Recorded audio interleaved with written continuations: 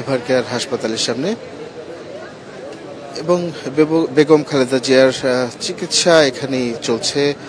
গত 12 দিন উনি এখানেই চিকিৎসা নিচ্ছেন। এর আগে উনি আবারও প্রায় 3 মাস লন্ডনের চিকিৎসা শেষে দেশে ফিরেছেন এবং 12 দিন আগে যখন আবারও ওনার ফুসফুসে সংক্রমণটি দেখা দেয় তখন ওনাকে জরুরি ভিত্তিতে বাংলাদেশের প্রধানতম যে হাসপাতাল এভারকেয়ার হাসপাতালে নেওয়া হয় চিকিৎসার জন্য এবং এখন পর্যন্ত উনি এখানেই চিকিৎসা নিচ্ছেন এবং বেশ কয়েকটি দেশের খ্যাতনামা চিকিৎসক যারা আছেন তারা ইতিমধ্যেই বাংলাদেশে তাকে চিকিৎসার জন্য যে মেডিকেল বোর্ডটি গঠন করা হয়েছিল সেটির সঙ্গে যুক্ত হয়েছেন এবং যুক্ত হবার পরে তাকে সেই চিকিৎসক প্যানেল বা বোর্ড তারা সিদ্ধান্ত নেন যে বেগম খালেদা জিয়াকে তার যে শারীরিক অবস্থা তার যে সক্ষমতা সেটি এখানে হয়তোবা চিকিৎসা সম্ভব হচ্ছে না, সেজন্যই তাকে আরো উন্নততর চিকিৎসা সেবা প্রদানের জন্য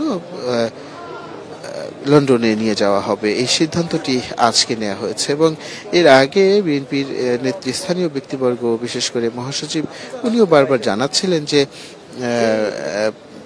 তাকে তার যদি শারীরিক সক্ষমতা থাকে তাহলে হয়তোবা তাকে উন্নত চিকিৎসার জন্য বিদেশে হয়তোবা নেওয়া যেতে পারে। সেই সম্ভাবনাটাই এখন সত্যি পরিণত হলো এবং আমরা দেখতে পাচ্ছি যে কাতারের আমির বিশেষ একটি বিমান পাঠাবার কথা বলেছেন যেটি আগামীকাল অর্থাৎ শুক্রবার সকালে এসে পৌঁছাবে এবং সেখানে শাহজালাল আন্তর্জাতিক বিমানবন্দর থেকে বেগম খালেদা জিয়াকে নিয়ে হয়তোবা উড্ডয়ন করবে বিশেষ সেই বিমানটি। এখন পর্যন্ত বেগম খালেদা জিয়া চিকিৎসা নিচ্ছেন। রাতে আমরা ওই অর্থে আর বিশেষ কোনো তৎপরতা দেখিনি। আইন শৃঙ্খলা রক্ষাকারী বাহিনীর সদস্যরা মোতায়েন আছেন, তারা তাদের মতো নিরাপত্তা বেষ্টনী সেটি ওয়াকিবহাল করছেন, তদারক করছেন এবং চিকিৎসকদের সঙ্গে তো আমাদের এখনো ওইভাবে কথা বলার সুযোগ হয়নি এবং তাদের কোনো প্রতিনিধির সঙ্গেও আমরা আর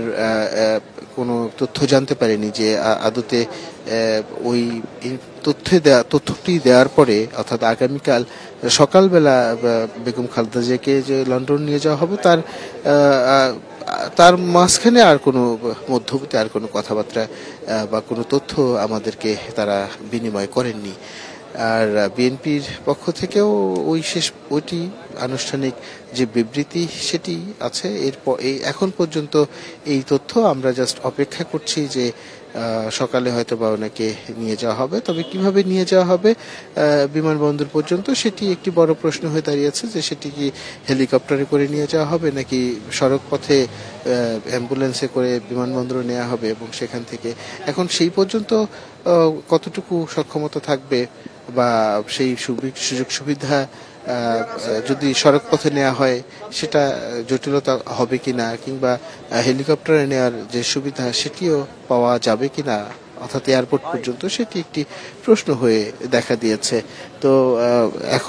এখন আমরা জাস্ট অপেক্ষা করছি কতক্ষণ মানে লাগতে পারে। এখন তো প্রায় 1:30 বাজে, হয়তোবা 6:30, 7টা কিংবা 8টা, 9টা, 10টা এরকম একের পর এক সময় পরিবর্তিত হচ্ছেই, তো সেই সময়টা পর্যন্ত আমরা